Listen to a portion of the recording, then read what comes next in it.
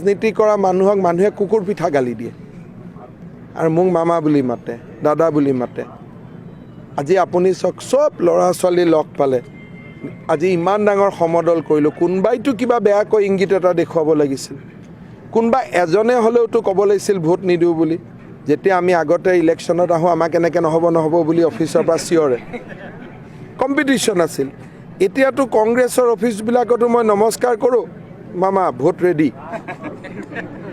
গতিকে মই ভাবো যে এইটো এটা জীৱনৰ বিৱৰ্তন কিন্তু অসমৰ মানুহৰ লগত পাৰিবাৰিক সম্পৰ্ক এটা স্থাপন কৰিবলৈ যে আমি সফল হৈছো মই ভাবো সেইটো এটা জীৱনৰ ডাঙৰ প্ৰাপ্তি মামা এটা মানে এবাৰ নিৰ্বাচন কৰিব মামা শব্দ এই শব্দটোৰ লগত নিৰ্বাচনৰ কথা নাই সৰু সৰু ল'ৰাবিলাকে মামা মাতে সিহঁতৰ ক'ত ভোট আছে এইটোৱে বুজায় যে 5 বছৰত আমি সফল হৈছিলো চৰকাৰ আমাৰ যেনেকৈ দীনদয়াল উপাধ্যায় ডাঙৰীয়াই কয় যে আমি অন্ত্যোদয় আমি কওঁ যে আমি মানুহৰ হৃদয়ত বাস কৰিম আজি মানুহে ঘৰৰ ভিতৰত মোক লৈ গৈছে নহয় মানুহে কয় আচল মামা এইটোৱে এতিয়া প্ৰচেছনত গৈ আছে বহুতে আকৌ ভিডিঅ' আকৌ ঘৰৰ পৰাও চাই আছে বাচ্চাবিলাকে যিসকলে নামিব পৰা নাই গতিকে এইটো এটা জীৱনৰ ডাঙৰ প্ৰাপ্তি হয় আপোনাৰ ভতিজাসকলে এতিয়া কৈ আছে যে আপোনাৰ এবাৰ বুলেট দিব বুলেট লাগিব বুলেটটো সিহঁতক দিব লাগিব What is the biggest achievement of last 5 years? Well, if you say that what is the biggest achievement, obviously the way we have managed COVID-19 in Assam, I think that is not only a biggest achievement in Assam. Now, entire country is recognizing Assam's success in managing COVID. We have managed at 0.5 mortality. COVID cases are below 100, rather below 50 for last 3 months. In spite of extensive testing, we have already completed almost 75 lakh testing. Still, we have able to manage COVID situation in a manner which was not expected from a state like Assam. I think this will remain as a era of success, or this will remain as a single most success story for all the time to come. এক প্ৰকাৰ ক'ব গ'লে আজি মই যিকেইখন সভা কৰিছিলোঁ মাইকটো বন্ধ কৰি দিয়ক মাইকটো বন্ধ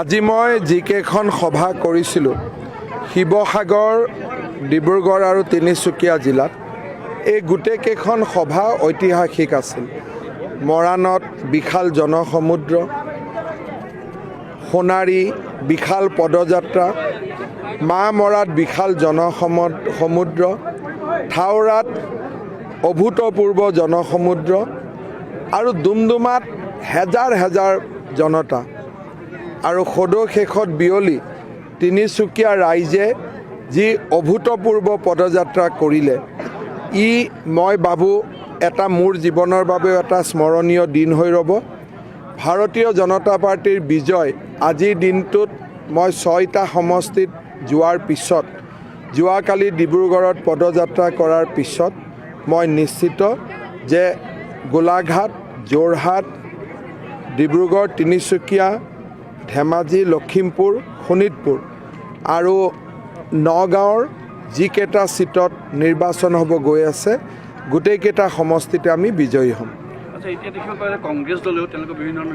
আমি 5 বছৰ ৰাইজৰ লগত থাকিলোঁ কোভিড মহামাৰীৰ সময়ত দিনে নিশাই আমি সকলোৱে ৰাইজৰ লগত পৰিশ্ৰম কৰিলোঁ অসমৰ ৰাইজে আমাক মৰম কৰে আজি তিনিচুকীয়াত হোৱা পদযাত্ৰাই তাক আকৌ এবাৰ প্ৰমাণ কৰিছে কোনোবা মানুহে কৰবাৰ পৰা আহি এখনতে কাৰোবাৰ লগত ফটো এখন উঠিলে হেতুক ভোট দিয়া আৰু ভোট নিদিয়াৰ লগত আমি লিংক কৰিব নালাগে মই সদায় প্ৰিয়ংকা গান্ধী আৰু ৰাহুল গান্ধীক কওঁ যে আপোনালোকে যে দৰিদ্ৰ মানুহৰ ঘৰত আহে যোৱা 40-70 বছৰ কংগ্ৰেছে শাসন কৰাৰ পিছত দৰিদ্ৰতা থাকিল কিয়